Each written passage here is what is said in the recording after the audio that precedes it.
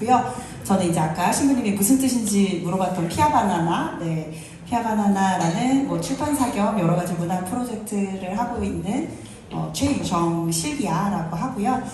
그 피아바나나는 제가 마다가스카르에서 몇 년을 살았는데 그 마다가스카르어로 피아바나나가 약간 우리나라의 정처럼 딱 번역하기 어려운 연대, 뭐 사랑, 뭐 우정, 뭐 이런 뜻을 담고 있는 마다가스카르 말입니다. 그래서 그 피아바나나라는 이름으로 이렇게 뭐 그 번역 프로젝트도 하고 여러 가지 사람들을 만나고 연결시켜주는 그런 여러 가지 프로젝트를 진행하고 있습니다.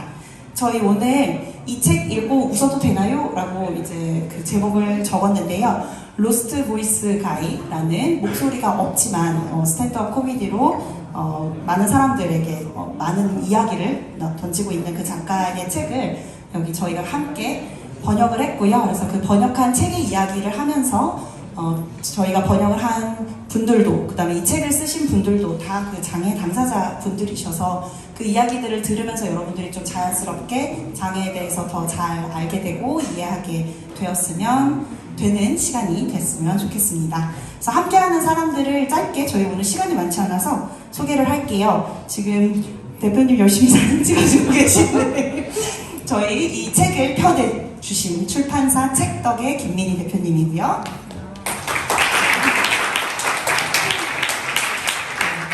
출판사 책덕의 책들이 다양하게 저 앞쪽에 준비되어 있어서 관심 있는 분들은 또 다른 책덕에서 나온 책들도 한번 봐주시면 좋을 것 같고요. 그 다음에 우리 동작 장애인 자립생활센터라는 곳에서 장애인 번역가 양성 과정이라는 교육 과정을 진행을 하고 있어요. 그래서 여기 이제 모이신 분들은 그 우리 동작에 모여서 다 같이 이제 번역을 공부하고 또 실제로 번역을 하셔서 책을 내시고 하는 이 번역가님들이고요. 그래서 여기 번역가 팀은 잠시 후에 이제 조금 더 소개를 해드리고, 그렇게 해서 이 두 책을 내시는 분들과 책을 번역하신 분들을 사이에서 이제 제가 연결고리 역할을 하며 이어주었다고 생각하시면 되겠습니다. 그래서 번역가 분들 먼저 소개할게요. 아니 신부님 저희 숨기려고 그랬는데 그렇게 처음부터 스포일러를 하시면 네 저희 그 신부님이 홈페 주례를 써주셨고요. 네, 그래서 저희 둘이 부부입니다. 그래서 여기는 김헌용이고 저는 최유정이고, 여기 번역가 양성 과정에서 강의도 하였고 이 번역가 분들이랑 같이 오랫동안 몇 년 동안 공부를 해왔고요. 그다음에 여기 박환수 선생님, 그다음에 현지수 선생님, 그다음에 김민정 선생님, 김기택 선생님이시고요. 다들 정말 많은 활동을 하고 계신 분들이세요. 그래서 여기 책에 보시면 이 책 바로 맨 앞쪽에 맨 앞페이지에 이렇게 번역하신 분들의 자세한 소개가 있으니까 또 한번 나중에 봐주시면 좋을 것 같습니다. 네, 저희가 시작하기에 앞서서 또 오늘 되게 특별한 분을 모셨어요. 그래서 오늘 그 예신 친구들이, 어린 친구들이 많이 온다 그래서 저희가 너무 책 얘기만 하면 좀 재미가 없을 것 같아서 한기명 코미디언, 스탠드업 코미디언을 모셨는데 한번 소개해드리고 네, 한번 만나보도록 하시죠.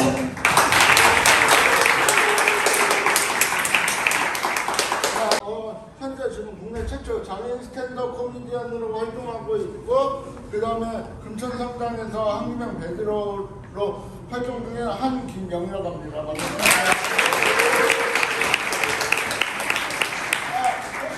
혹시 무선 마이크 말고 혹시 핀 마이크나 뭐 이런 건 없죠? 네, 없을 것 같았어요.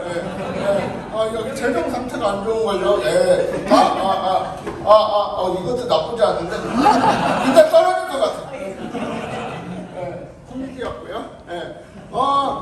오늘은 사실상 제가 여기 코미디언으로 쓴 게 아니고요. 여기에 여러분들께 저의 이야기, 장애인식 개선 교육을 해주려고 이 자리에 섰습니다.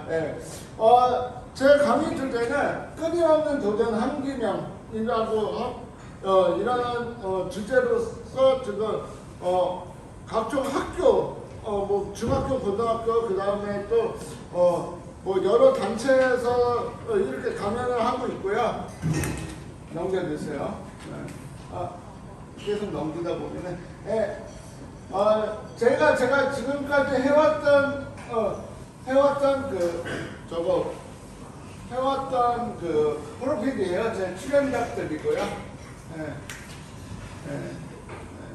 그 다음에 오늘 저의 강의 주제, 강의 목차예요. 나를 소개하자 오디션, 그 다음 스탠드 코미디, 장애인도 봉사를 해야지, 끊임없이 도전하자라는 이런 주제로 준비를 했으니까요. 사실상 저도 지금 너무 떨려요. 왜냐면 오랜만에 강연을 하는 거고, 그 다음에 오랜만에 이렇게 여러분들 앞에서, 이렇게 많은 사람들 앞에서 이렇게 한다니까 떨리는데, 잘 못하더라도 귀엽게 봐주세요.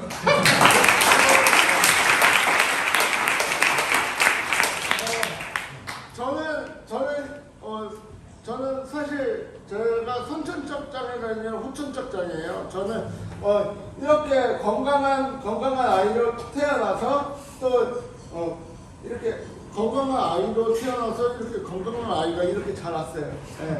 다음 거. 근데 제가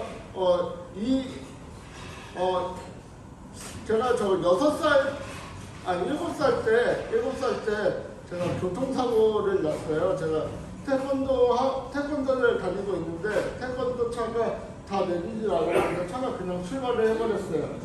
그래가지고 식물인간으로 6개월 있다가 그 다음에 깨어났는데 너무 무기력할 거 아니에요. 저는 근데 너무 무기력했는데 어느 날 TV를 본 거예요.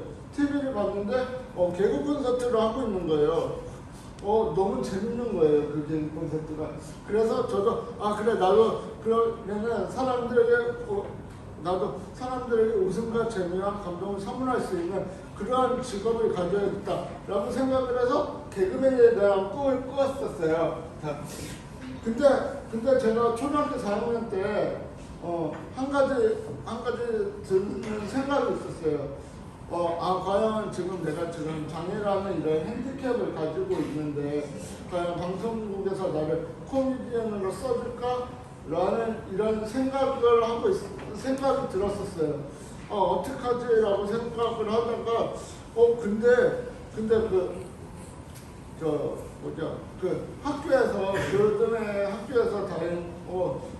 그쯤에 학교에서 연극을 보러 간 거예요. 현장학습을 연극을 보러 간 거예요. 전 근데 그 연극을 보면서 진짜 깜짝 놀랐어요. 아니, 어떻게 저렇게 내 이야기도 아닌데 내 이야기처럼 저렇게 내뱉는 배우들이 너무 멋있어 보였거든요. 그래서 저도 이렇게 생각을 했어요. 그래, 개그맨은 내가 연극 배우가 되어서 연기를 좀 더 쌓은 다음에 그 다음에 도전을 하자라고 생각을 했고, 생각을 했고, 그때부터 연극 배우에 대한 꿈을 이렇게, 연극 배우가 뭐라고 해야 돼? 많이 보이네. 오랜만에 하는 거라. 연극 배우의 길을 이렇게 한 걸음씩 나가고 있었어요. 그래서 제가 20살, 그래서 그렇게 연극 봉사도 하고, 그 다음에 여기저기 모임을 나가면서, 연극 배우에 대한 뭐라고 해야 되냐, 이 정보들을 이렇게, 쌓고 있었는데, 여러분들은 혹시 우리 예비 신학생분들은, 여기 이 사람이 누군지 모르죠? 아마 우리 어머니들이나 아마 20, 30대 분들은 알고 계실 거라고 믿는데, 저 개그 콘서트 지금은 없어졌는데 개그 콘서트에 이정수 형님이라고, 개그맨 이정수 형님이라고, 그 형님께서 주최하셨던 놀이 콘서트에 가가지고 놀이 콘서트에 갔었는데, 형님께서 저한테 처음 갔는데 이런 말씀하신 거예요. 야, 김영아, 너는 처음 봤는데 처음 본 사람 같지가 않다라고는 말씀을 하신 거예요. 그래서 저는 그게 너무 감격스러워가지고 너무 좋았어요. 예. 그리고 그렇게 저 뭐냐 놀이 콘서트에서 이렇게 활동이라고 하기엔 뭐한데 활동을 하다가 그 다음에 거기 게스트로 신상만 마술사님이라는 분이 오셨는데 그분께서 마술학교를 하신다는 거 알고서 나도 마술에 대해서 이렇게 관심이 많은데 한번 나도 배워보자라고 해서 배웠고 그리고 오늘도 사실 여러분들께 보여드리려고 마술도 준비해 왔습니다.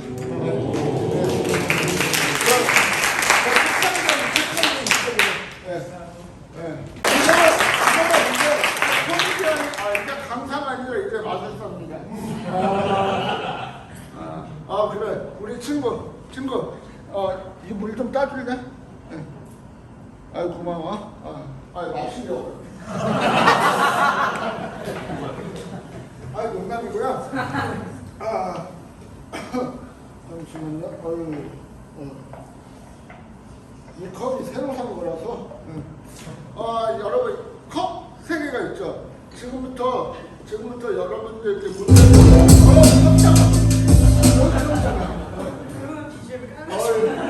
아니요, 비전 필요 없어요. 비전 필요 없다니까. 아니, 깜짝이야. 이거 공상, 이거. 자, 여러분, 지금부터 제가 한 곳에 물을 넣을 건데, 물이 어디 있는지 맞추면 되는 거예요. 물을 넣고서, 자, 갑니다. 자, 물이 어디 있을까요? 왼쪽? 이쪽? 오른쪽. 아니, 이쪽 맞았어요. 잘못 써야 돼. 친구 잘못 써야죠. 네. 이렇게 마술하면서 꾸미는 거예요. 자, 다음 갑니다. 자. 뭘 아까 여기다 모았었죠? 자, 한번 볼게요. 됐다. 어디 있게요? 가운데? 진짜 가운데요? 네. 진짜인가요? 왼쪽? 난 여기 1번, 2번, 3번인데 1번이니까 손 들어봐요. 2번, 3번. 그럼 한번 볼까요? 1번에 없고 그럼 2번, 3번인데 진짜 어디 있을지 몰라. 어디? 3번? 없어요. 그러면 2번인가요? 2번인가요? 어머!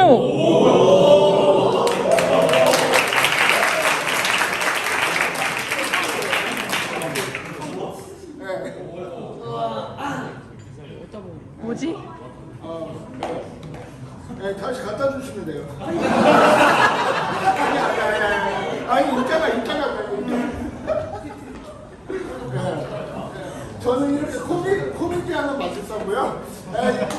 이렇게 저는 이렇게 마술을 배움으로써 제가 좋아하는 마술도 배웠거든요. 근데 마술을 하면서 좋은 게 저의 자존감이 올라가는 거예요. 저의 자존감이 올라가고 그럼 제가 하고 싶었던 일이기도 하고 해가지고 너무 좋아가지고 너무 좋았는데 미쳤는데 넘어갔네. 더 말할 게 있었는데. 이렇게 마술을 배우면서 제가 장애인 연극 배우를 한다는 모집 공고를 본 거예요. 그 공고를 보고 나서 그래 이 연극 배우가 되어서 저 연기를 좀 쌓자라고 생각을 해서 이 마술은 아닌데 마술로도 이 연극 배우 오디션인데 연기만 하면 뭔가 재미없을 것 같아가지고 방금 보여준 저 마술을 했거든요. 그래서 그런지 제가 연극 배우 1등으로 예, 합격을 했었어요. 예, 그래가지고 넘기시면은 2016년도에 이게 바보 이반이라는 작품을 한 거고요. 저는 둘째형 타라스 역이었습니다. 네, 타라스 역할. 넘기시면 돼요. 자, 여기 바보 이반이고 그 다음에 이 밑에가 제가 그 2016년도에 마지막 연극 미루가 햄릿 혹시 다들 햄릿 아시죠? 네, 세익스피어의 4대 미국 중 한 개인 햄릿. 그 햄릿을 각색해가지고 제 이야기로 만든 미루가 별 햄릿을 했었습니다. 네. 그리고 이렇게 활동을 하다 보니까는 또 저희는 감사하게 여러분들은 모르시겠지만 서울시 교육감, 조희영 교육감의 홍보 영상에 이때는 후보였습니다. 조희영 후보의 홍보 영상에도 나갔었고요. 네. 그리고 이거는 또 제가 이게 장애인과 비장애인과 함께하는 여행 배리어프리 라는 그거를 제가 또 기획을 했었어요. 이거 어떻게 기획하게 됐냐면은 제가 길을 걸어가고 있는데 문득 이런 생각이 든 거예요. 왜 거리에는 비장애인들은 많은데 장애인은 없을까? 라고 한번 생각을 해본 거예요. 제가 이렇게 생각을 하다 보니까는 제일 큰 게 사람들의 시선, 그 다음에 또 장애인분들은 어디를 다니려고 해도 찾아보고 가야 되잖아요. 왜냐면은 비니텍 선생님처럼 휠체어를 타신 분은 휠체어를 타신 분은 식당 하나를 들어가려고 해도 그 턱이 있어서 못 들어가거나 아니면 턱은 없는데 문이 좁아서 못 들어가거나 이러잖아요. 그러면 제가 그래 그러면은 장애인분들도 하루 정도는 편하게 지낼 수 있고 비장애인들도 장애인을 생각하는 이런 시간을 갖자라고 생각을 해서 배리어프리 장애인과 비장애인과 함께하는 여행 배리어프리를 만들게 되었고요. 봉쇄해야 지금 나와. 이렇게 여기가 양평인 다음 넘게. 이거 아닌데? 네, 죄송합니다. 저희가 지금 프로그램이 처음이다 보니까 이런 실수를 하는데 너희들이 이쁘게 봐주세요.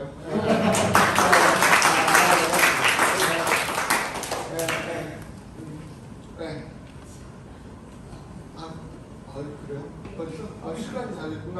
여러분, 빨리빨리 진행하겠습니다. 죄송합니다. 봉사를, 다음. 그러면은 그 영상. 아니야. 영상 못 본다니까? 이거, 영상을 못 보다니까요? 네.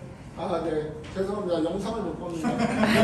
이게 제가 장애인과 비장애인과 함께하는 여행 배리어프리를 일단 여주 신맥사로 다녀왔는데 제가 영상이 있는데 여기서는 영상을 못 튼다고 하네요. 아깝습니다. 그 다음에 제가 2017년도에 이런 생각을 했었어요. 내년에는 새로운 것에 도전을 하자라고 해서 뭐가 있을까라고 생각을 해봤는데 SNS 찾아봤는데 스탠드 코미디언 오픈 마이크 모집을 한다는 공고를 본 거예요. 그걸 보고서 그래 그러면은 내가 원래 꿈이었던 코미디언에 대한 이 꿈을 꿀 수 있겠다라고 해서 스탠드업 코미디에 도전을 했고 지금 국내 최초 장애인 스탠드업 코미디언이 된 거죠. 이렇게 코미디로 하고 넘겨주세요. 그리고 그 전에 감사하게도 저를 부산 코미디언들 큰 축제죠. 부산 국제 코미디 페스티벌에 이렇게 출전까지 받았었습니다. 다음에 4학년. 네. 그리고 이거는 제가 봉화 중고등학교에 가가지고 강연을 했었어요. 강연을 했는데 강연이 너무 좋았나 봐요. 거기서 저를 또 재강연을 시켜줬고, 네. 그리고 이거는 또 제가 봉사를 한 거예요. 왜냐면은 저도 봉사를 좋아해요. 왜냐면 저도 어쨌거나 누구의 보살핌 덕분에 이렇게 살아났고, 해서 그래 나도 사랑을 받을 게 아니라 사랑을 베푼 자라고 생각을 해서 봉사활동을 했고요. 그 다음에 이 스탠드업 코미디를 하다 보니까는 이렇게 유명들 경제형 같은 셀럽도 만나게 됐어요. 이렇게 유명하신 분들도 다 만나게 되었습니다. 이상입니다. 감사합니다.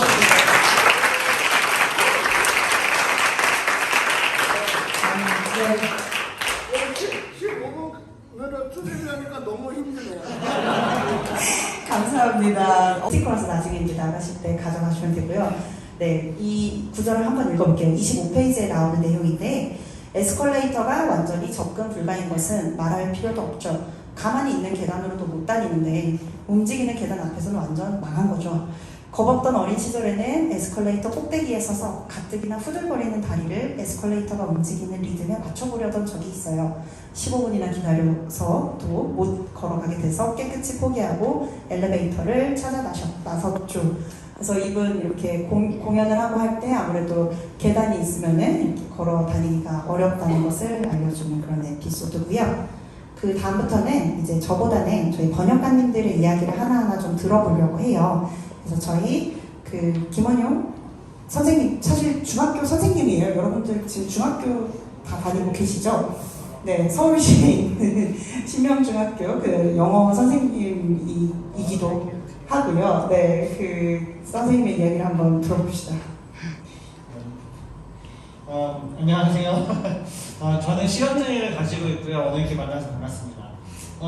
저는 이 책을 번역하면서 참 사실 영국, 여러분 혹시 영국 좋아하시나요? 축구 좋아하시나요?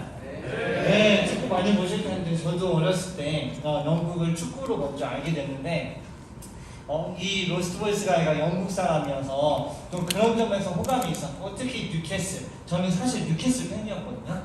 그래서 또 더 호감이 있었고, 실제로 한 9년 정도 전에 뉴캐슬 다녀왔고 있었습니다. 그래서 오늘 이렇게 그 책을 번역하면서 재밌었는데, 영국 하면은 딱 선진국 느낌이 물씬 나죠, 사실. 근데 이 책을 보면서 이거 나도 경험했던 건데? 이런 부분이 되게 많았어요. 장애인의 삶이 참 동양의 이 먼 대한민국 그 장애인과 또 뭔가 그 겉으로 봤을 때 굉장히 화려해 보이는 영국의 장애인의 삶이 굉장히 의외로 비슷하다, 이런 것 때문에 재밌었는데, 특히 이 리들리가 어렸을 때 장애인 친구들과 놀면서 어떤 서로 장난치면서, 우리가 이제 장애하면 굉장히 진지하게 생각하기가 쉬운데요. 이 리들리의 그 어린 시절을 보면 장애인들끼리 서로 장애인 학대를 하는 좀 심하게 말해서 서로 이제 장애인 차별을 하고 그러면서 노는 장면이 있습니다. 그래서 그 부분을 한번 영상으로 만들어봤습니다.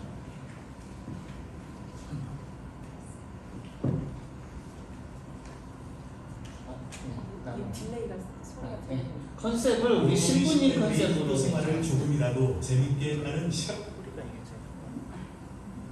소리 혹시 조금 더 키울 수 있어요? 신부님 컨셉의 아바타를 골라봤거든요. 이게 인공지능한테 그림을 그려달라 그래서 신부님 모습을 한 아바타를 만들었는데, 뭔가 카톨릭 신부님이 아닌 것 같은 모습인데 혹시 우리까지는 미처 눈을 확인하지 못했는데 눈으로 확인을 할 수가 없어서, 네, 제가 지금 틀으려고 보니 뭔가 카톨릭 신부님이 아닌 느낌인데, 신부님 어떠실까요? 포용성이 과 서로 골탕. 이거 너무 크다, 너무 크다. 잠시만요. 가장 좋아했던 장난은 시각장애인 친구와 서로 골탕을 먹인 거였는데요. 심술궂은 장난이었어요. 보통의 10대들이 학교 생활을 조금이라도 재밌게 해보려고 하는 평범한 수준의 장난이었죠. 죄송합니다.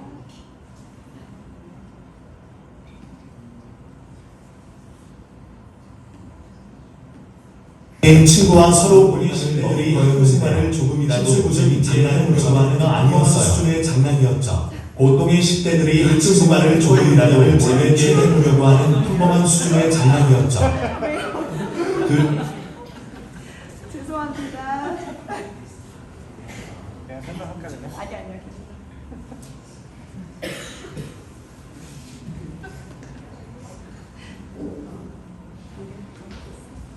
네.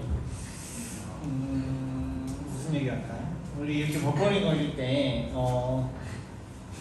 골탕을 먹인 거였는데요.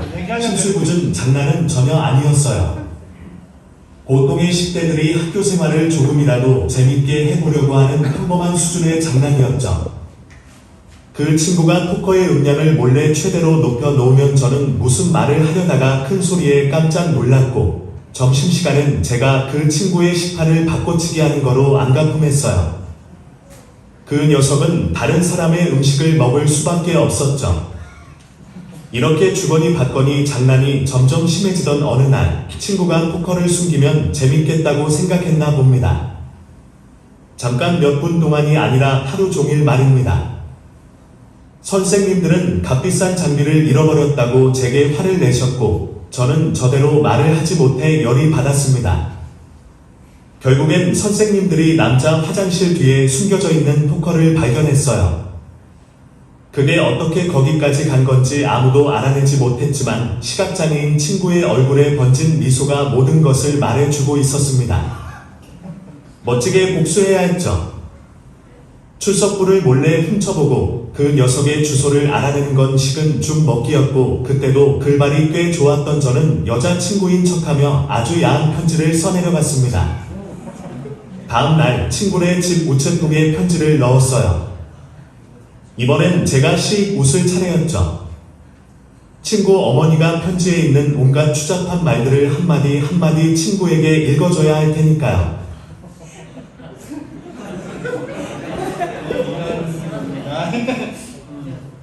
장애인들이 서로의 그 약점을 더 잘 알고 있기 때문에 더 골탕 먹기가 쉬워요. 그래서 이렇게 어릴 때 장애인 친구들과 있었던 에피소드가 저는 제일 재밌었습니다. 네, 저 사운드가 여러 가지 어려움이 있었지만 저도 되게 좋아하는 구절 중에 하나예요. 너무 귀엽죠. 네. 이 부분에 지금 일단 구절 읽어드릴게요. 아마 지수 선생님이 골라주신 구절인 것 같은데요. 다른 코미디언들은 신인 시절에 저처럼 방송에 나올 기회를 얻지는 못했을 거예요. 하지만 생각해보면 그 사람들은 대부분 완벽하게 말을 잘하잖아요. 말을 할 수 없는 게 오히려 저만의 차별화된 강점이 된 거죠. 덕분에 저는 유일무이한 존재가 되었고 많은 사람들 사이에서 눈에 띄는 존재가 되었어요. 사람들이 제가 하는 일에 주목을 하게 되었고요. 말 못하는 스탠드업 코미디언이라고? 에이, 그럴 리가. 한번 마이크를 왜 몰랐어요? 소개도 간단하게 해주시고. 말도 되는 거예요? 되는 건가? 되는 건가? 되는구나. 네, 안녕하세요. 저 러스트 보이스가 이 번역팀에서 같이 번역을 했던 한지수입니다. 네.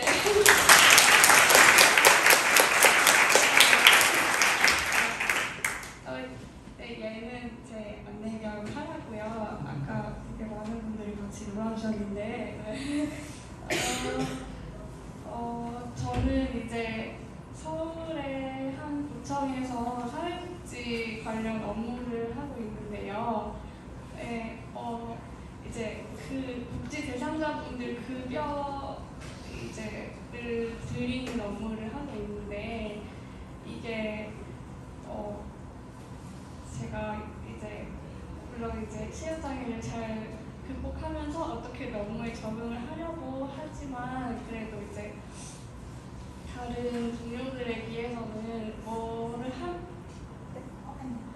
하나를 하려고 해도 이제 몇 배의 노력이 들어가는 거예요. 그래서 저에게 장애라는 거는 되게 저의 생활이나 직장 생활에서 되게 단점이자 되게 지금 같은 존재였는데 그 와중에 이제 이 책을 만나게 되고 번역을 하게 됐어요. 근데 이제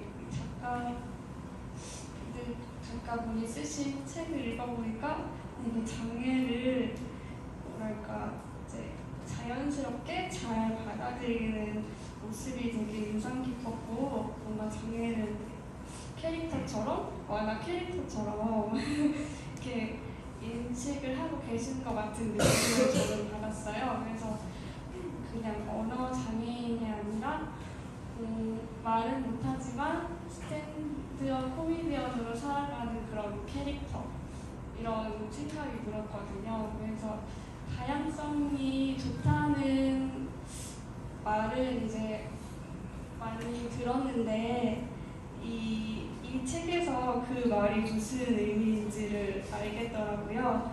이 책을 읽다 보면 되게 발상의 전환을 할 그런 구절들이 많거든요. 그래서 각자 이제 굳이 장애가 아니어도 본인의 그런 마음에 안 드는 점, 그런 것들이 있을 텐데 이런 거를 이제 어떻게 잘 지혜롭게 받아들이고 그리고 그거를 넘어서서 어떻게 잘 나만의 방식으로 이야기를 풀어낼 수 있을지 이런 거를 되게 알 수 있는 책이었던 것 같아요. 그래서 국장님들도 한번 읽어보시고 그런 사유하는 시간을 가지셨으면 좋겠습니다. 만나는 일은 생각보다 자주 있어요. 이런 분들은 말로 하면 될 거를 다 글로 써주려고 해요. 장애인을 대하는 것이 익숙하지 않아서 일어나는 일이죠. 그건 알지만 그렇다고 기분이 나쁘지 않은 건 아니랍니다. 그래서 이 에피소드도 있고 아니면 작가가 우체국에 갔는데 그 우체국에 있는 그 아주머니께서 같이 일하는 곳에 그 아주머니께서 계속 소리를 지르는 거예요. 뭐라고?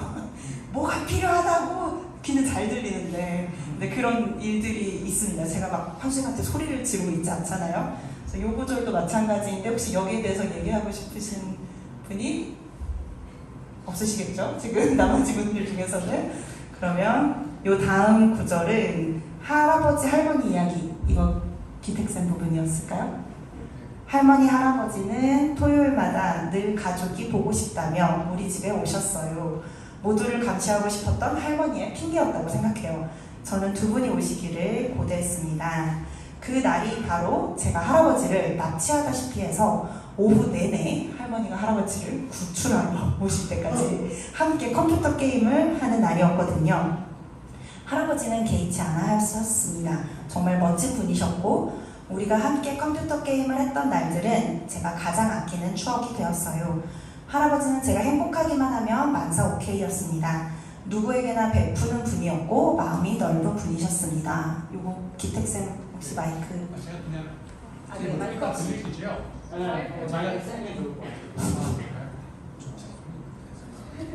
네, 안녕하세요. 저는 저희 로스트보이스 가이스 번역팀에 함께 참여를 했던 김기택이라고 합니다. 반갑습니다.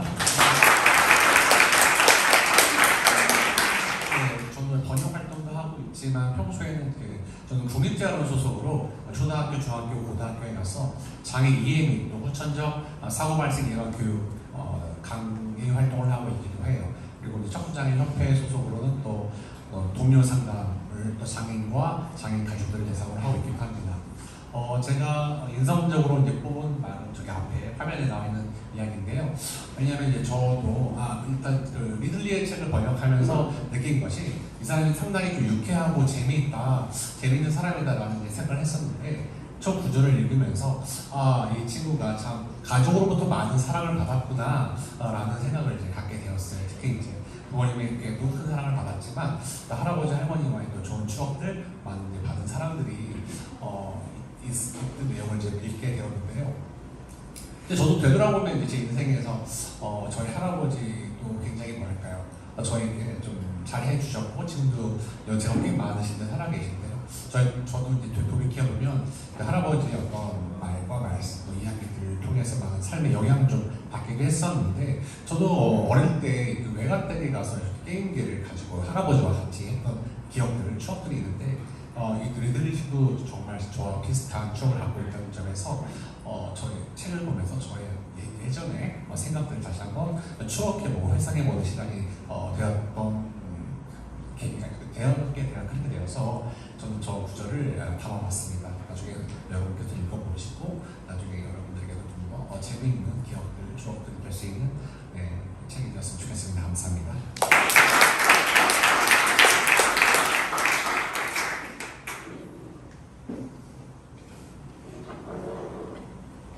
네, 감사합니다. 그 다음에 저희 김민정 선생님께서 고르신 구절인데요. 제 생각엔 전 정말 스스로를 고생시키는 일을 벌리기를 좋아하는 것 같습니다. 저도 뇌성마비 때문에 저널리즘 분야에서 일하기가 더 어려울 것이라는 사실은 알고 있었어요. 단지 그 사실이 도전하지 말아야 할 이유가 된다고는 생각하지 않았던 거죠. 결심은 언제나 확고했습니다. 언론인이 될 거야. 대학에 갈 거야. 그리고 독립적인 사람이 될 거야. 장애는 저를 이루는 큰 부분이지만 장애가 제 삶을 좌지우지하도록 내버려 둔 적은 없습니다. 어떤 사람들은 이런 제가 용감하거나 용기 있다고 말할 겁니다. 하지만 전 그렇게 생각하지 않습니다. 그런 말을 듣는 것도 싫습니다. 용감하다는 말을 들을 만한 사람들은 차고 넘치니까요. 저는 그저 제 삶을 살아가려는 사람일 뿐입니다. 민정쌤께 마이크를 넘기도록 하고 간단하게 자기소개도 함께 해주시면 감사하겠습니다. 네, 안녕하세요.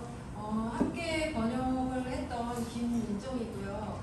저는 2011년도에 중도 장애를 잊게 되었는데요. 희귀 난치성 질환이 갑자기 발병해서 시각장애, 지체장애라는 중도의 중증 장애를 잊게 되었습니다.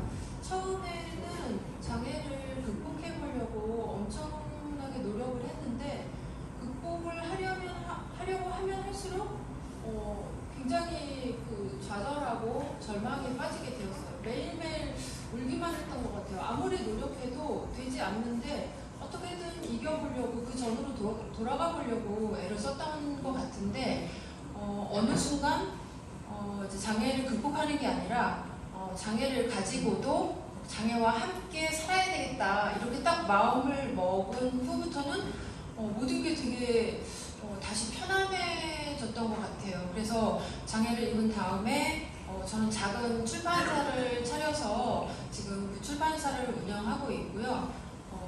물음표와 느낌표라는 출판사인데 그 공무원이나 아니면 간평 회계사 그 수험서를 만드는 그 출판사고요. 그리고 장애를 입은 이후에 그림을 그리면서 그 단체전에 한 7번 정도 참여를 했고 그림책을 직접 그림을 그려서 출간하기도 했고요. 올해도 이제 문화예술원에서 지원을 받아서 점자라는 주제를 가지고 그림을 그리게 되었습니다. 그리고 또 장애와 관련된 어떤 글들을 많이 써보고 싶어서 동화, 동시 모임에 이제 참여를 하고 있어요. 여기 아까 읽어드렸던 글 중에 맨 마지막에 전 그저 제 삶을 살아가려는 사람일 뿐입니다. 이런 말이 나와요.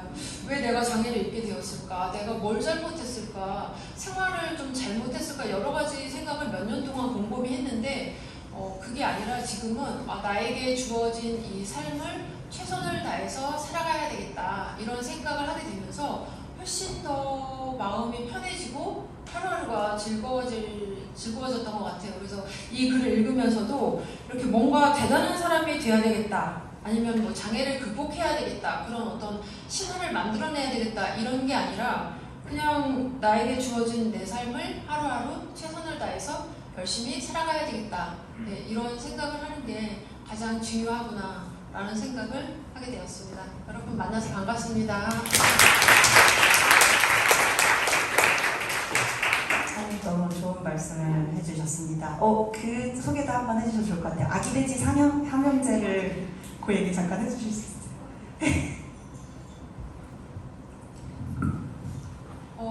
이제 그 글. 네, 여러분은 설마 하시겠지만 18살 때 면허 시험에 합격했답니다. 확실히 다른 사람에 비해 운전을 배우는 과정이 더 힘들었죠. 시험에 합격하기까지는 1년이 넘게 걸렸어요. 재수까지 했죠. 일직선으로도 못 걷는 제가 운전할 때는 일직선으로 차를 몰아야 했으니까요. 베스트 드라이버는 아니지만 나름 점잖은 운전자였고 최대 장점은 다른 운전자들에게 소리를 지르지 못한다는 점이었습니다. 손가락 욕이 언제나 더 효과적이라는 걸 일찍 깨달았거든요. 이런 분이십니다. 네, 저희가 이 책을 번역하기로 한 이유도 너무 재밌게 살고 있고 뭔가 참 저희가 이제 저희끼리는 장애 드립이라 그러거든요. 말 못하는 장애인의 말못 막히는 장애 드립인데 이런 되게 재밌는 드립들이 되게 깨알같이 많이 들어 있습니다. 네. 그리고 한주쌤은 그거를 바로 음성으로 틀어주실 수 있습니다. 네, 알겠습니다.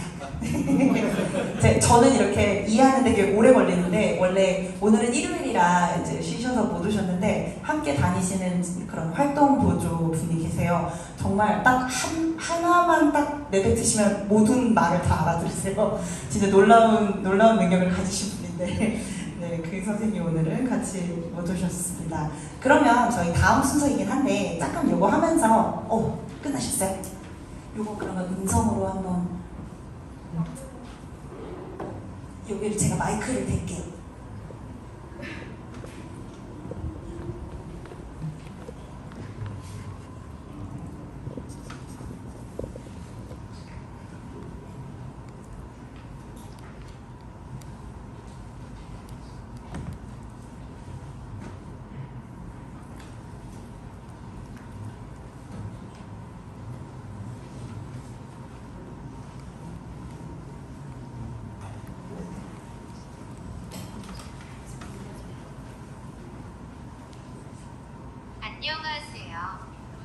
안녕하세요. 로스트보이스가이의 번역가 중인 한 사람인 박환수입니다. 저도 우리 리들리처럼 뇌성마비인데요.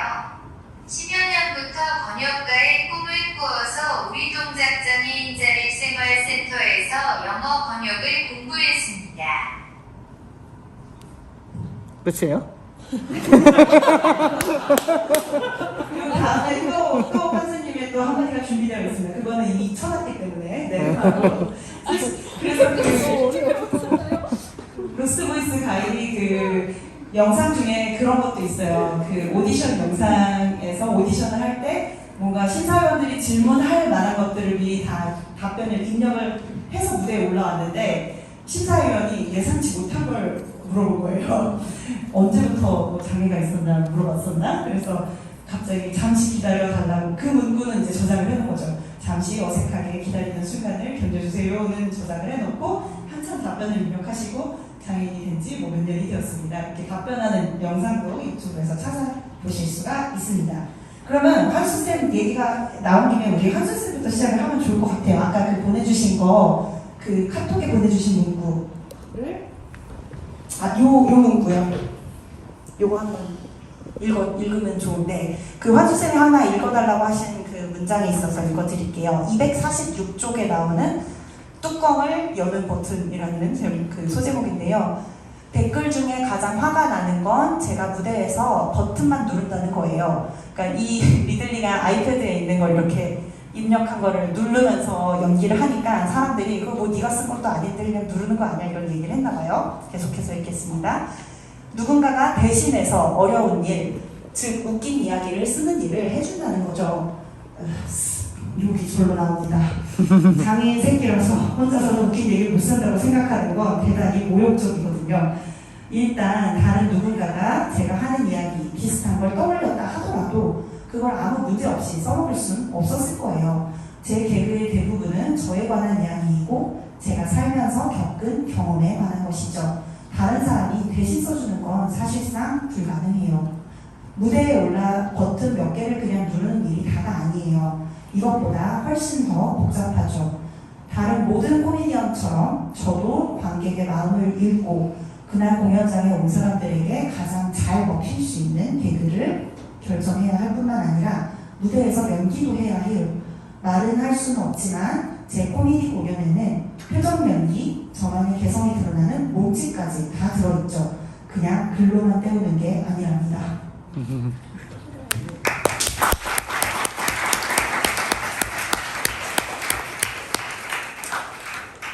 그래서 그 다음으로 저희가 준비한 게 저희 뭐 잡지 같은 거 보면 뭐 마치 마이백 이래서 뭐 어떤 화장품을 들고 다니고 뭘 들고 다니고 이제 이런 그 가방 안에 뭐가 있을까 살펴보는 그런 코너들이 가끔 있거든요.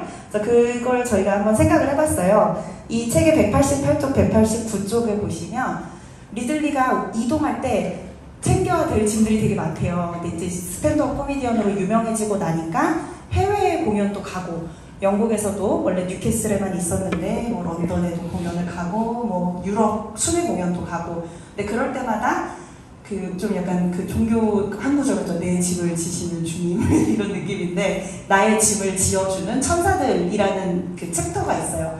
거기에 이제 친구들이 들고 다니는 자기의 짐들에 대해서 소개를 하는데 그 귀찮은 짐더미에 뭐가 있냐면 뭐 추울 때 입을 스웨터 아니면 이제 뭘 쏟거나 이렇게 손을 가끔 이제 뭐라 그래야 되죠? 이렇게 제어가 안 될 때가 있어서 뭔가를 쏟으면 갈아입을 옷 아니면 뭐 케이블 한 몽텅이는 그 아이패드 그 기계가 망가질 때도 있을 거 아니에요? 거기다가 음식을 쏟을 수도 있고 그러니까 아이패드도 여분으로 있어야 되고 충전기도 여분으로 있어야 되고 뭐 핸드폰도 그렇고 그래서 한 가지를 막 들고 다닌대요.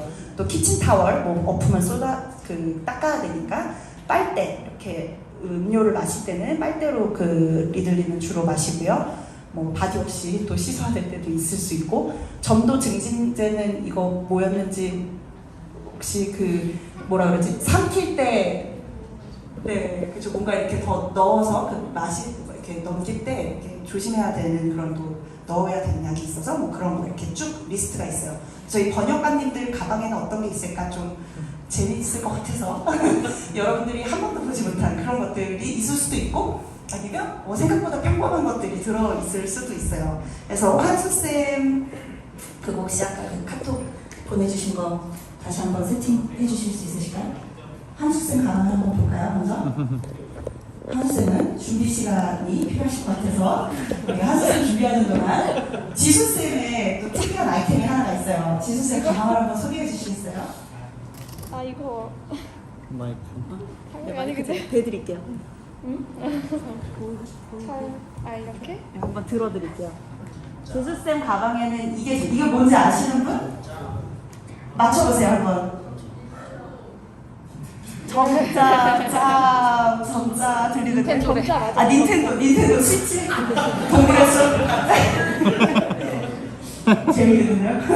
한번 설명을 해주시죠.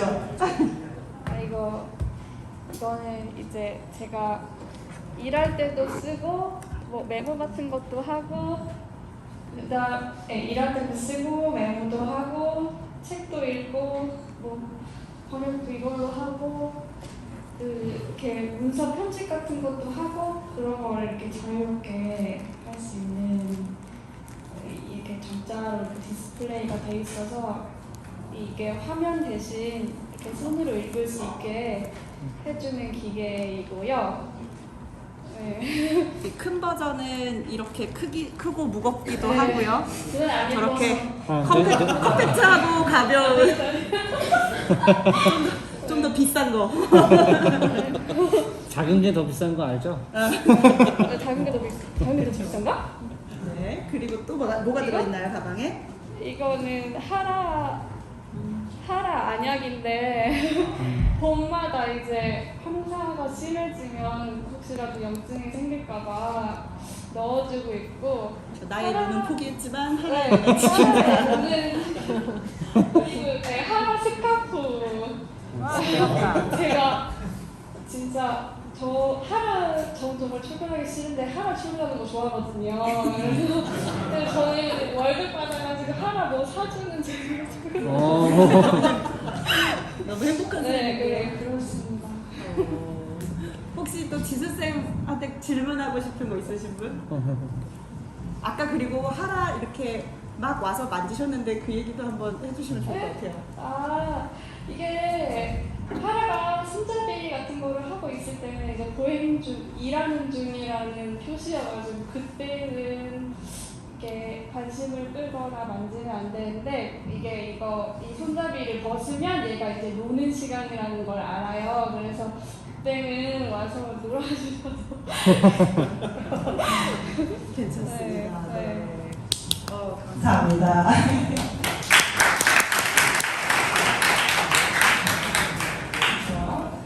그리고 케이도 한 번만 보여주세요. 자, 김학수.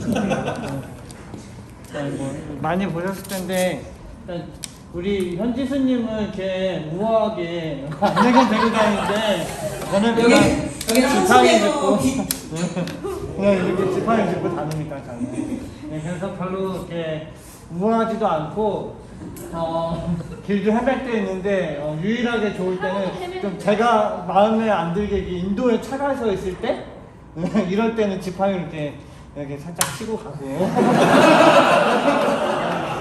강아지는 그렇게 안 하더라고 너무 착해가지고요. 그게 이제 유일한 장점의 부분입니다.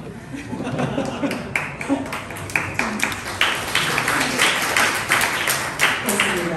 흰 지팡이도 있고 아니면 안내견과 같이 다니시는 분들도 있고 그리고 우리 그러면 민정쌤의 가방에 또 뭐가 있는지 한번 보도록 할까요?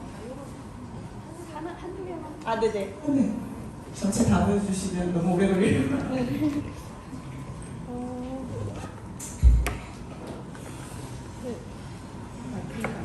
네, 아니에요. 주로 향수, 조그마한 미니어처 향수를 많이 가지고 다니는데요. 전동 휠체어를 타고 다니면 평소에는 괜찮은데 그 가을에 은행의 계절이 있잖아요. 그 은행의 계절에는 아무리 조심하면서 바닥을 보고 다녀도 딱 사무실에 들어가거나 이제 건물 안에 딱 집에 들어가면 갑자기 어디선가 이렇게 꾸리꾸리한 냄새가 굉장히 강하게 날 때가 있는데 바퀴를 닫기도 너무 어려워가지고 그럴 때는 이제 꼼짝없이 가족들이나 아니면 이제 사무실 식구들이 다 그 냄새를 맡고 있어야 돼가지고 굉장히 조심하는데 이제 그래도 좀 너무 심할 때는 이렇게 향수를 가지고 다니면서 뿌려주기도 하면서 휠체어에다가 네, 휠체어에다가 뿌리고 하면서 코가 마비될 때까지 그러니까요. 진짜 은행 밟으면 저희도 신발에 있는 거 너무 싫은데 바퀴에서 계속 은행 냄새가 돌아간다고 생각합니다. 그렇습니다. 김택쌤도 좀 가방 안에 특이한 게 있다고 해서 하나 소개 부탁드리겠습니다. 아, 네. 저는 이제 전동 휠체어를 이제 오래 사용하다 보니까 이 컨트롤러가 가끔씩 이제 에러가 날 때가 있어요. 이렇게 미세먼지가 많은 날 같은 경우에 버튼 근처에 먼지가 들어가다 보면 바닥 갑자기 생각지도 않게 멈추거나 문제가 생기는 경우가 있어요. 그래서 한동안은 이걸 가지고 수리센터에 가서 아끼고 막 며칠 동안 이제 수리센터를 통해서 시임이 걸려서 고치는 경우가 있는데 몇 번 고장이 나다 보니까 고치는 방법을 어느 정도 저도 익히게 돼서 어디서든지 고장이 나더라도 셀프 수리할 수 있는 어떤 가위나 어떤 테이프 그리고 뭐 병원 기타 등등을 항상 수집하고 준비하고 다닙니다. 그래서 특별한 건 없고 다른 사람은 좀 다르게 있다면 그런 걸 잘 들고 다니는 건 좀 다른 점인 것 같습니다.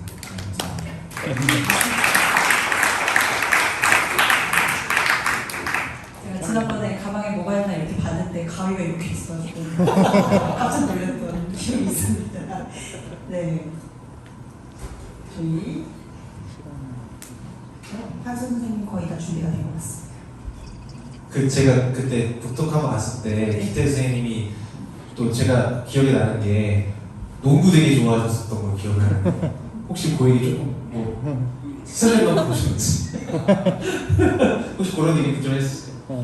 아, 네. 예전에 현역사에 이제 가만히 있는데 제가 뭐 덩크슛 했다는 얘기를 하신 적이 있어가지고 말씀을 드리는데 저는 한 초등학교 한 5학년 때쯤 아버지가 농구공을 선물해 주셨었는데 그때 당시에 한 50m, 100m 거리에 이제 초등학교와 중학교가 있었어요. 네, 그러다 보니까 시간이 날 때마다 농구 코트에 가서 뭐 드리블 연습, 슈팅 연습을 많이 하다 보니까 중학교, 고등학교에 올라가다 보니까 가서 보니 또래 친구들보다 농구를 좀 잘하는 학생이 돼서 학교에서 체육대회 다닐 때마다 뭐 5명 안에 농구를 잘하는 친구 5명 안에 들어서 스타팅 멤버로 학교를 위해서 나가서 체육대회 반 대표 선수로 활동했던 어떤 기억들, 추억들이 있어요.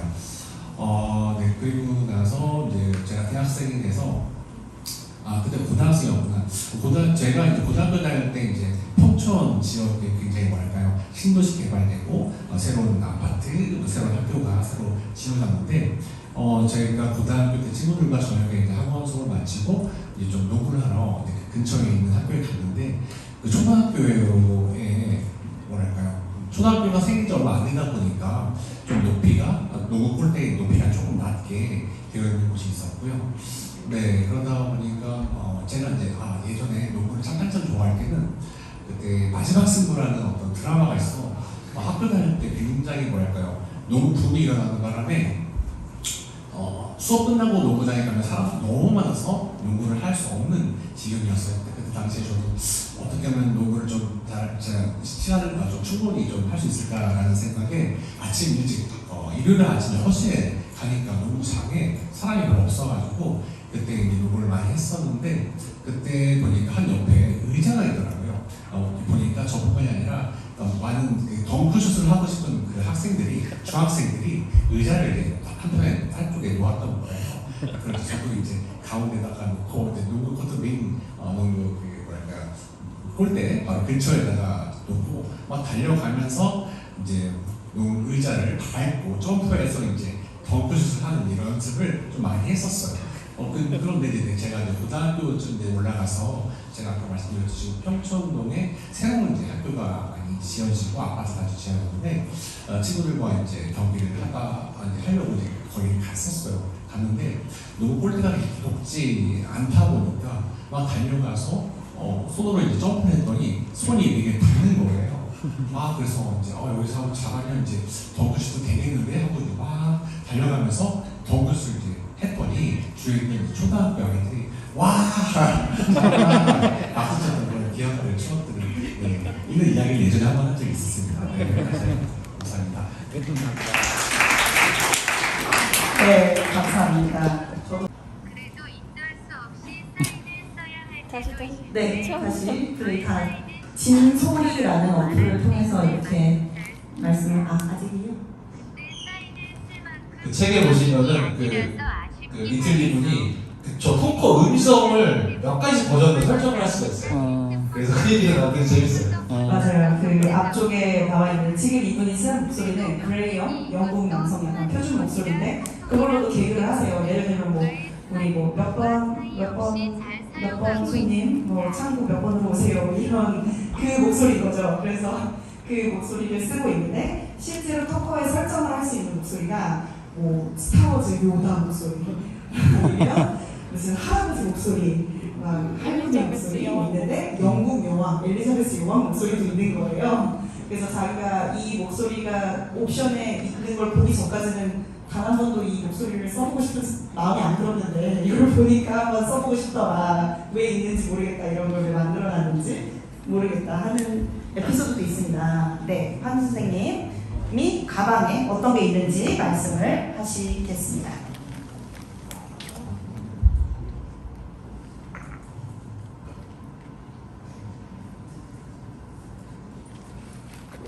저는 도장을 소개하겠습니다. 도장.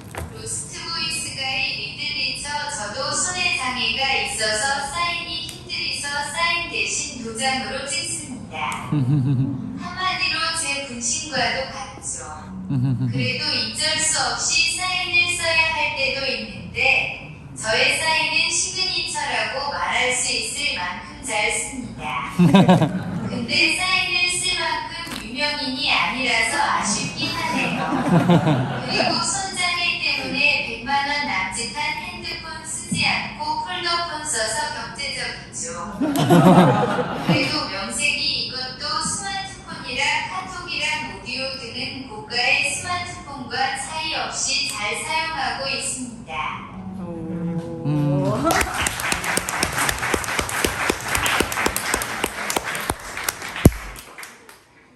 감사합니다, 한지쌤.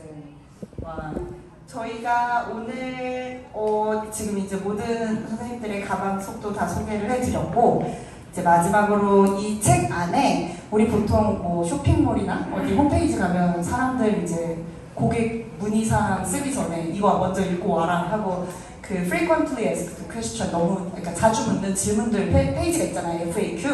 근데 여기에서 리들리가 한 선생님이 저 소리 이제 못 꺼가지고 지금 이렇게 지금 안 들리냐고. 나는 좋아하는 진짜 좋아졌을 것 같아.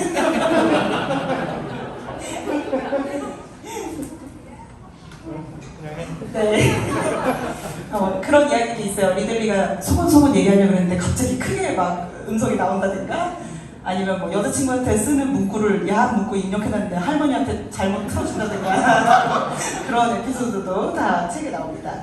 그래서 여기에 too frequently asked question, 그러니까 너무 자주 물어보는 질문들 코너가 챕터마다 이렇게 한 10개 정도, 10개 정도가 소개가 돼 있어요. 예를 들면 장애인으로 사는 건 어때요? 그러니까 우리 막 안 물어보잖아요. 뭐 남학생으로 사는 건 어때요? 뭐 안경을 쓰고 다니는 건 어때요? 이런 우리 사실 대답을 할 수가 없잖아요. 눈이 두 개가 달린 건 어떤 느낌인가요? 하지 않잖아요. 사람들이 굉장히 쉽게 막 장애인으로 사는 건 어때요? 이런 질문을 한대요. 아니면 당신을 위해 기도해도 될까요? 하고 막 갑자기 붙잡고 막 기도를 한다든가. 여기 제가 이거 일부러 넣었어요. 여기 이제 저희 신부님들 조심하시라고.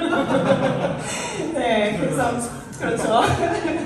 아니면 이거는 이제 조금 중학생들이 있긴 하지만 뭐 성관계를 할 수 있나요? 막 이런 걸 물어보기도 한데요. 좀 19금이지만 아니면 혼자서 독립적으로 일도 하고 직장도 있고 다 이제 살아나가고 계신 분인데 도우미는 어디 있나요? 일단 저희가 도우미라는 표현을 쓰지 않기도 할 뿐더러 그러니까 활동 보조를 해주시는 분들이 있지만 이제 뭐 도우미는 어디 있나요? 뭐 엄마는 어디 있나요? 이런 것도 되게 많이 묻는다고 하고요. 이제 멀쩡하게 안 취해 있는데 이제 잘 일직선으로 똑바로 못 걸으니까 취했나요?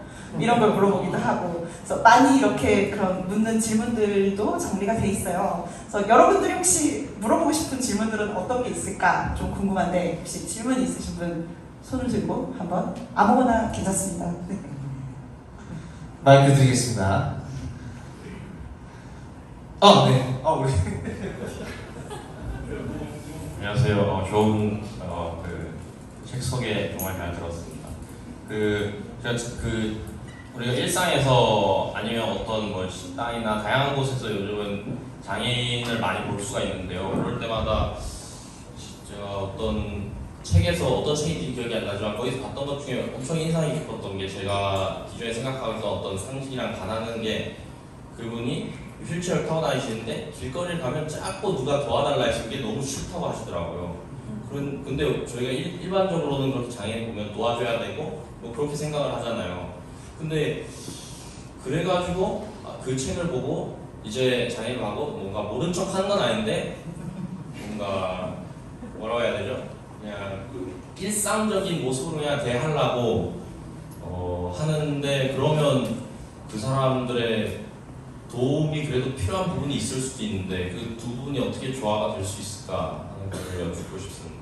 네, 좋은 질문인 것 같습니다. 혹시 여기에 대해서 답변 아무래도 김원영 선생님 하고 싶으실 것 같습니다. 네. 그 장애인마다 유형별로 사실 이렇게 느끼는 필요, 요구 이런 게 다른데, 저는 이제 전 시각장애잖아요. 그러니까 시각장애 친구들끼리 어떤 얘기를 하냐면, 저는 길 가다가 길을 잃어버리면 누가 좀 와서 도와줬으면 좋겠는데 왜 이상한 사람들이 자꾸 TV 나와가지고 도와달라고 얘기하기 전까지 도와주지 말라고 해서 시각장애인들은 도움이 필요한데 아무도 안 온다. 이거는 지금 누구를 위한 거냐. 네, 그런 얘기를 많이 하는데 참 재밌는 게 이게 시각장애인하고 지체장애인하고 좀 그런 차이가 있는 것 같아요. 지체장애인들은 다 상황을 이제 눈으로 보고 파악을 하고 본인이 이제 이렇게 할 수 있는 일이 많은데 누가 이렇게 딱 휠체어를 타고 있으니까 굉장히 도움이 필요해. 약간 왜 이렇게 어르신들 이렇게 짐 들어드리는 것처럼 뭐 약간 가서 밀어줘야 될 것 같은 그런 마음이 드나 봐요. 근데 김기태 선생님도 수천만 원짜리 휠체어를 타고 다니시거든요. 안 밀어줘도 됩니다. 밀 수가 없어요. 무거워서. 그래서 그런 쓸데없는 그런 어떤 관심 이런 것들이 조금 이제 귀찮은 장애인들도 있고 저처럼 도움을 많이 필요로 하는 장애인도 있답니다. 또 이제 그 안내견에 대한 에티켓도 많이 배우는데요. 요건 아까 이제 얘기를 하긴 했는데 혹시 더 할 얘기 있어? 안내견에 대한 거? 그 안내견이 길을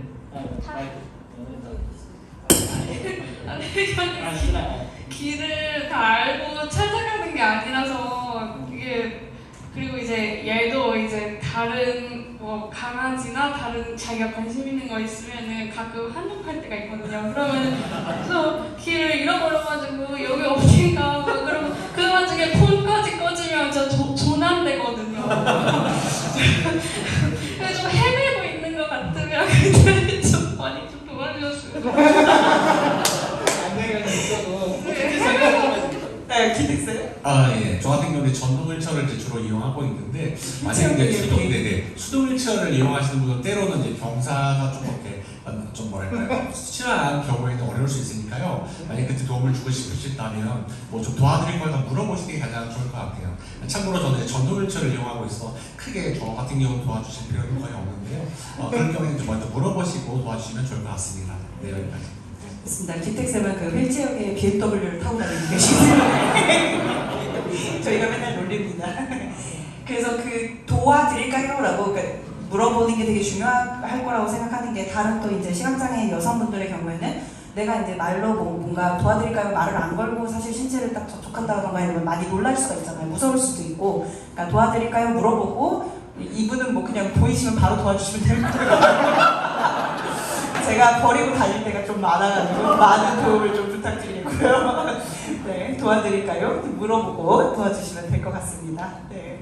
그래서 방금 아까 말씀하셨던 것 같은 비슷한 얘기를 책에서 리들리도 해요. 아니 뭔가 장애인이 무대에 나와서 이렇게 공연을 하고 있는데 웃으면 뭔가 장애인을 비하하고 웃고 있는 것 같고 안 웃자니 약간 좀 장애인인데 웃어줘야 되는데 지금 나쁜 짓 하는 것 같고 막 그런 얘기를 또 리들리도 해요. 그래서 그쵸. 또 김영님, 잘 혹시 이해도 될까요? 예, 한마디 해주시죠. 네. 여러분 아까 제가 스탠드 코미디언이라고 했는데 아까 코미디를 안 했잖아요. 그렇죠. 여기서 살짝 코미디 한 코너만 해도 될까요? 네? 아니 이게 마음에 걸렸어요. 네. 근데 여러분들께서 저를 보시고 제가 이 코미디를 보고 좀 웃어야 돼. 안 웃었을 때 없고. 딱 이렇게 생각하시려고 힘드실 거라는 거 알고 있어요. 예. 이게 안 웃으면 장애인 차별하는 것 같고, 또 좀 웃자니까 장애인 비하하는 것 같잖아요. 뭐, 그럴 거면은 뭐, 오늘 여기서만큼은 그냥, 저 비하로 그냥 갑시다. 예. 딱 이렇게 시작하거든요. 아까 리틀리와 같이. 근데 저는 개인적으로 이 장애인을 지칭하는 정치적으로 올바른 표현들이 많다는 게 정말 싫어요. 뭐 예를 들어서 뭐 이런 거예요. 특수교육, 특수학급, 특수학교. 아니 이런 것들 왜 있는지 모르겠어요. 제가 뭐가 그렇게 특수하다는 건지. 아니 차라리 그럴 거면 차라리 얼마 전에 병무청 갔었을 때 난 특수부대 보내주던가.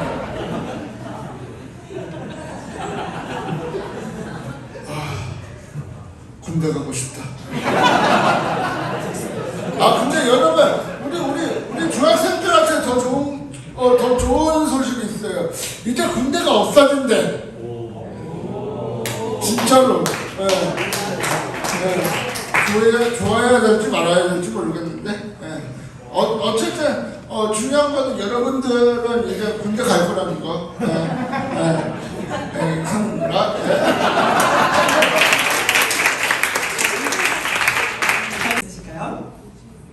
이런 기회 없어요. 지금 여러분 이 다양한 그 장애 유형을 가지신 분들 이렇게 한 자리에 모으는 것도 진짜 힘든 일이거든요.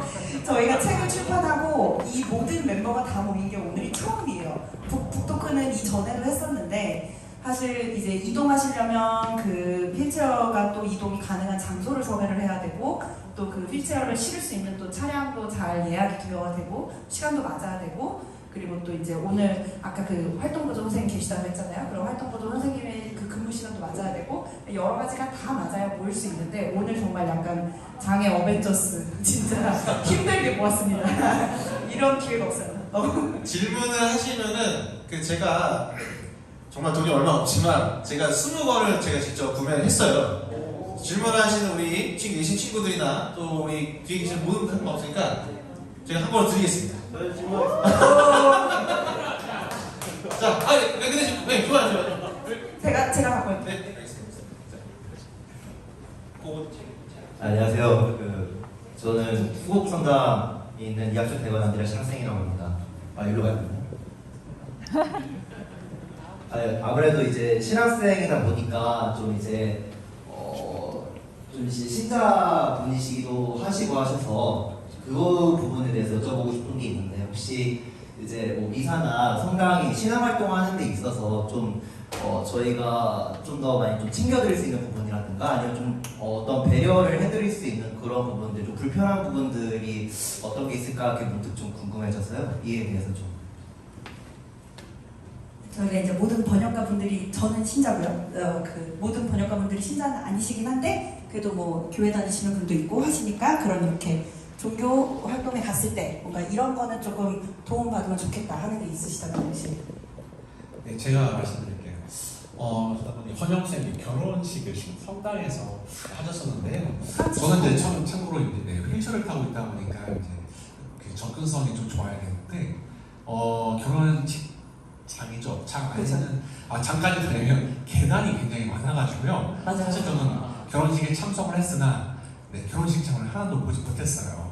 좀 아쉽더라고요. 약간의 좀 경사로라든지 좀 엘리베이터라든지 좀 접근성이 좋으면 너무 좋을 뻔했는데 아쉽게도 여기 신부님께서 또 좋은 말씀과 또 축가까지 부르셨다고 하는데 저는 전혀 듣지를 못해가지고 그런 부분이 좀 아쉽고 제가 어머니가 지금 안산에 사시는데 제 여동생도 성당에 다니고 있는데요. 아무튼 그 당시에 동생이 성당에서도 결혼도 하고 따로 이제 일반인 직장에서 결혼을 또 하게 되는데 근데 성당에 또 뭐랄까 계단이 있어가지고 그런 이제 지금 수전이 지나서 지금은 그래도 많이 개선이 됐다고 들었어요. 근데 그때 당시에는 계단에서 제가 동생이 성당에서 결혼을 했는데 가보지 못했어요. 그런 부분이 좀 개선되면 참 좋을 것 같습니다. 이상입니다. 네.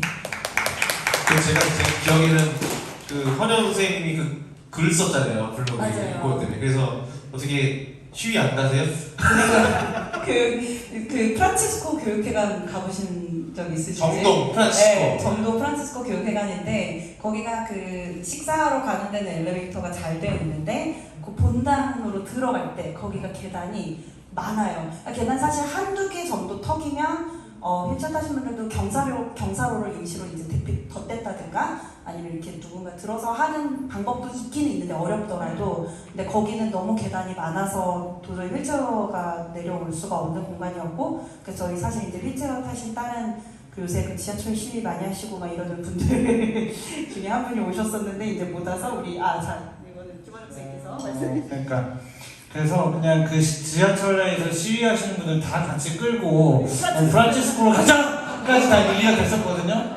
근데 제발 그러지 말아달라고 제가 그래가지고 약간 네, 그 시설은 정말 우리나라에서 카톨릭이 정말 오래된 그 종교 중에 하나잖아요. 그래서 참 찬찬히 좀 이제 10개년 정도 계획을 가지고서 추진을 해야 되지 않을까. 그러려면 헌금이 많이 필요할 것 같긴 해요. 그죠? 네.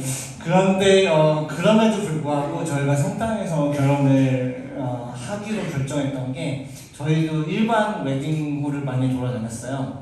네, 제 친구들 중에 시각장애인 친구들이 많고 우리 그 결혼식이나 이런 데 가보신 분들은 아시겠지만 주로 뷔페 음식을 먹잖아요. 그래서 저는 제 친구들 중에 이제 시각장애인 친구들이 많이 올 건데 혹시 뷔페 음식 뜨는 걸 좀 도와줄 수 있는지 이걸 웨딩홀 이렇게 그 돌아보면 다 물어봤어요. 근데 전부 다 하나같이 고개를 이렇게 설레설레 하면서 저희는 그런 서비스가 없습니다라고 얘기하는 거예요. 당연히 그런 서비스가 있어야 되는 건 아닌가라는 생각도 하면서 또 없으면 또 뭐 와봤자 몇 명이 나온다고 좀 이제 해주면 좋지. 근데 그것 때문에 결혼식을 진짜 이러다가 결혼식장을 못 구하는 거 아니야? 했는데 프란치스코 회관에 딱 갔더니 그 수잔나 자매님께서 얼마든지 오라고 하시라고 저한테 얘기를 해주셨어요. 그래서 자기가 본인이 누구든지 오면은 이렇게 음식을 이렇게 다 날라드리겠다고 이렇게 말씀을 하시고 그 말 한마디 듣고 프란치스코 회관으로 했습니다. 네, 그런데 휠체어는 못 들어오더라고요. 네, 그렇습니다. 그래서 아마 이제 좀 정리하자면 신자분들 보시면은 아까처럼 뭐 이렇게 도움 필요하신지 물어보고 도움 주실 수도 있을 것 같고, 경사로가 없는 곳들이 있다면 경사로를 설치해 주시는 것도 방법일 것 같고, 그다음에 이제 또 성당에서도 저희 같이 식사하고 이런 시간도 있잖아요. 어쩌면 만약에 시각장애인 신자분들이 계신데 어디서 식사하는지 몰라서, 아니면 어디서 받아가야 되는지 몰라서 식사를 같이 못 하시는 분들이 있을 수도 있어요. 그러니까 그런 분들이 있다면은 뭐 저쪽이 뭐 식사하는 곳인데 뭐 혹시 식사를 떠다 드릴까요? 이런 걸 좀 물어보면은 좋을 것 같아요. 네. 또 책을 받기 위한 또 다른 질문.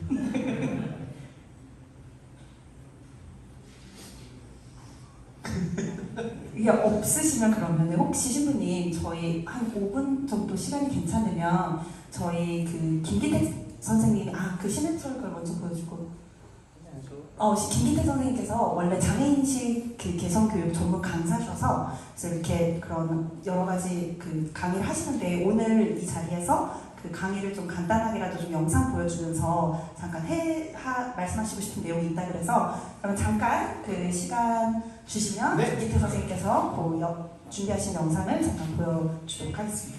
병원이라고 서울시 강북구 수유동에 있는데요. 국가에서 운영하는 국내 최대 규모 재활병원이라고 이해하시면 돼요.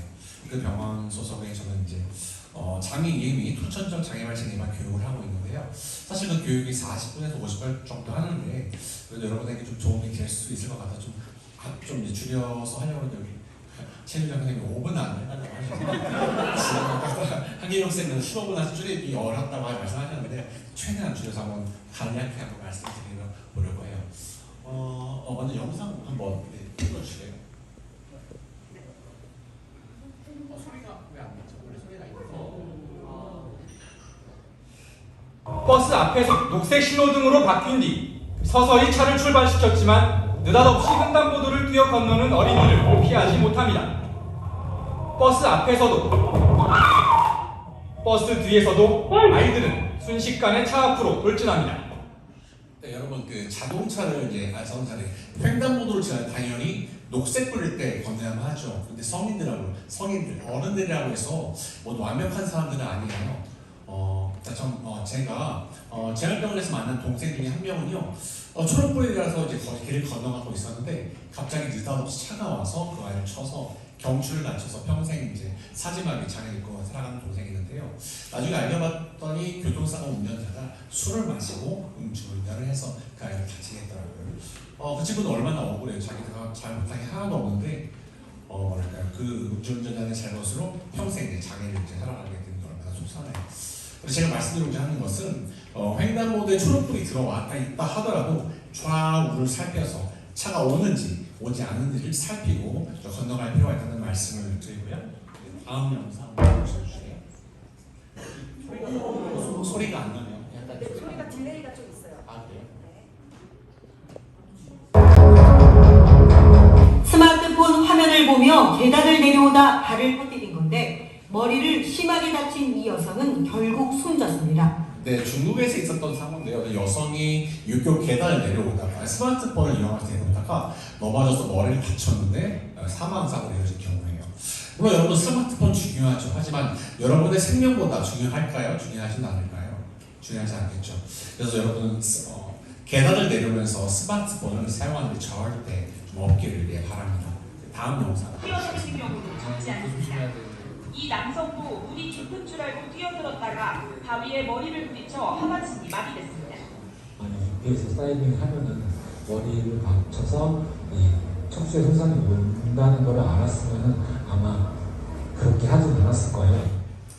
네, 이분도 이제 계곡에서 이제 다이빙을 하다가 이제 머리에 돌이나 바닥에 이제 머리가 부딪히는 바람에 경추 5, 6번을 다쳐서 사지마비 장애를 입고 살아가시는 분인데요. 여러분, 계곡 물속에는 어떤 것들이 있을까요? 맞아, 물 말고도요, 돌이나 바위, 내가 생각지도 못하는 어떤 장애물이 있을 수 있기 때문에 계곡에 물이 있다고 해서 다 전부 물이 아닐 수 있어요. 그래서 물이 있다고 해서 함부로 다이빙하는 게 굉장히 위험할 수 있으니까요.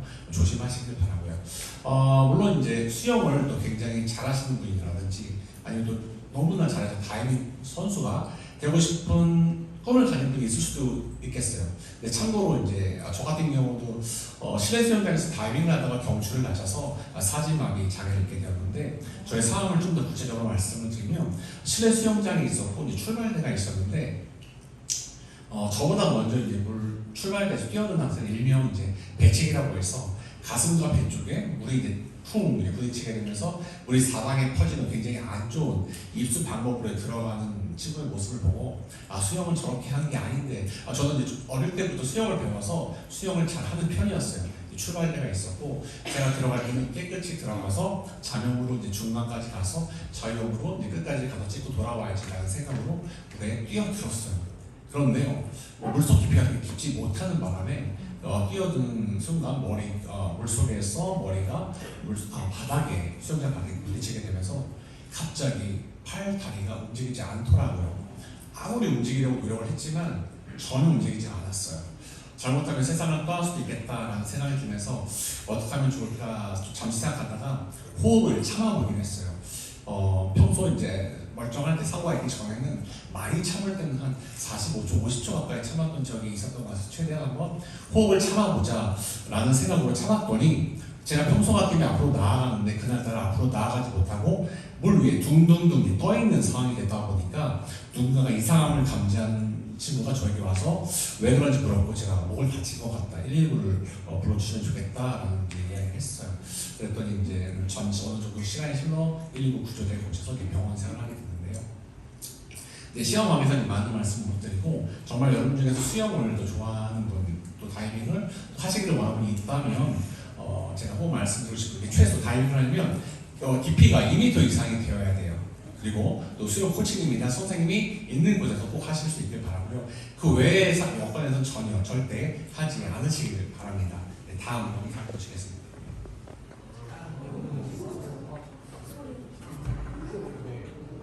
소리가 안 나는데 이 골목은 그래도요. 이 골목에서는 자동차도 천천히 오고 오토바이도 천천히 오는 상태에서 이제 충돌 사고가 나서 쓰러지는 오토바이 운전자가 앉아서 막 움직이는 모습을 보실 수가 있었는데요. 제가 4년 전에 정말 우연히 오토바이와 자동차가 충돌하는 사고를 정말 우연히 목격하게 됐었어요. 상황이 어땠냐면요. 굉장히 큰 사고가 있었고요. 오른쪽에서는 승용차가 이쪽으로 오고 있었고 아래에서는 오토바이 운전자가 앞으로 가고 있었는데 굉장히 큰 버스 뒤에서 오토바이가 가는 바람에 이 오른쪽에 있는 승용차가 버스 뒤에서 달려오는 오토바이를 못 보고 굉장히 빠른 속도로 가다가 교차로에서 쾅 충돌했어요. 사람이 어떻게 됐을까요? 10m 이상 날아갔고요. 오토바이 운전자는 중국집 배달원이었던 것 같아요. 아스팔트에 짠짠짠 음식들이 막 널브러져 있었는데 그 모습을 보니까 제 마음이 상당히 굉장히 좋지 않았어요. 여러분, 오토바이는 안전벨트가 있을까요? 없을까요? 없어요. 없다 보니까요. 굉장히 빠른 속도로 가다가 쿵 충돌을 하면 중상을 입거나 심할 경우에는 사망에 이르는 경우가 많아요. 그래서 저는 여러분이 웬만하면 오토바이를 탈 일이 없었어요. 물론 여러분이 성인이 되어서 오토바이를 일을 하는 과정에 오토바이를 탈 수도 있죠. 이용할 수도 있죠. 그런 경우는 헬멧을 잘 착용하고 도로교통법을 잘 준수해서 안전하게 이용할 수 있기를 바라지만 웬만하면 여러분이 오토바이를 이용하는 일이 좀 없었으면 좋겠어요. 참고로 제가 아는 동생 중에서 오토바이를 타는 동생 2명이 있는데 한 명은 사고로 세상을 떠났고 또 한 명은 오토바이로 사고를 당해서 허리를 다쳐서 휠체어를 타고 한 명인데요. 웬만하면 여러분 오토바이를 타는 일이 좀 없었습니다. 네, 제가 아까 말씀드렸지만 저희 국립재활병원에는요 약 270여 개의 병상이 있어요. 병상이 있는데 한 70% 이상은 교통사고로 오시는 분들이 많이 있거든요. 그래서 제가 아까 말씀드렸던 내용을 좀 주의해서 잘 생각하셨으면 좋겠고요. 또 여러분이 삶을 살다 보면요 장애를 가진 친구들도 만날 수도 있을 거예요. 학교 다니면 또 학교에서 또 장애를 가진 친구들 만날 수도 있을 텐데 그럴 땐 여러분과 다르다고 해서 뭐 괴롭히거나 떠돌리는 일이 없었으면 좋겠고요. 따뜻한 마음으로 함께 공부하고 더불어 함께 잘 어울려 지내는 멋진 여러분이 될 수 있었으면 좋겠습니다. 네, 저는 여기 좀 마치도록 하겠습니다. 감사합니다. 거기에 대해서 얘기를 이제 하는 부분을 1분 정도 이렇게 들어보도록 하겠습니다. 거기 살짝 욕이 나오는데 10분이 괜찮을까요? 아 예. 욕설이 나옵니다. 욕설 주의하시고 한번 들어보도록 하겠습니다. 오늘의 마무리 이야기입니다. 그래서 존나 오바로크가 여기서 왜 나오냐 씨. 내가 이 얘기가 왜 나왔죠? 하여간 오바로크 치지 말고 우리나라 장애인 복지시설이랑 뭐 편의시설 족같으니까 저 국회의원 뽑을 때나 이럴 때부터 저 누구의 사전에 8천이란디 막 그 지랄 좀 그만하고 제대로 된 새끼들 정치하는 새끼들 뽑아가지고 좀 제도랑 법령이랑 그런 거 정비하도록 하고 평상시에 관심 좀 기울이고 할 거 하고 나면 괜히 죄진 것처럼 살아갈 필요 없다는 거죠. 그 얘기에도 우리 곳에서 여러 번 드렸던 것 같습니다. 장애인을 개그와 코미디의 소재로 삼을 수 있는 나라들이 보니까 선진국이더라고요. 뭐 복지시설에서부터 어렸을 때부터 차별대우 받지 않고 이렇게 경쟁할 수 있는 이런저런 장치들을 사회적으로 다 마련해 놓고 편안하게 자연스럽게 섞여 들어가는 나라에서는 뭐 아주 심하지 않은 수준에서는 그런 거 가지고 농담도 하고 장난도 치고 그러더라고요. 근데 오히려 우리나라처럼 그 개판 조떡 장애인들한테 아무것도 해준 거 없는 나라에서는 괜히 방송이나 이런 데서만 괜히 장애우 이러면서 위선만 존나 했답니다. 장애우 물론 근데 장애우라는 단어를 사용하는 사람들이 전부 다 위선자라는 얘기는 아니겠는데 사회적인 풍토가 그렇다는 거죠. 그러면서 과연 장애우를 특별 대우하고 장애우에 대해서 특별한 관심을 표명하고 장애우에 대해서 동정과 관심을 줄 게 아니라 장애인들과 더불어서 그냥 같이 살아가면 안 되겠니? 장애인 학교 장애 동네 들어온다 그러면 존나 데모하고 땅값 떨어진다고 지가 예병들 치지 말고 그냥 섞여 살면 안 되겠니? 예병알? 나왔지만 그런 그 기억이 나왔듯이 이제 우리나라도 이렇게 그냥 뭐 장애인이라는 게 하나의 뭐 우리의 수많은 아이덴티티 중에 그냥 하나고 더 자연스럽게 더 편안하게 얘기할 수 있는 그런 날이 오면 좋겠습니다. 오늘 긴 시간 그래도 한 명도 점심 먹고 졸지도 않고 집중해서 들어주셔서 감사하고 오늘 초대해주신 김정현 조리님, 고시민님 그리고 여기 준비 또 에피파니아 쓸 수 있게 허락해주시고 준비해주신 오늘 여러분들께 감사 말씀드리겠습니다. 감사합니다.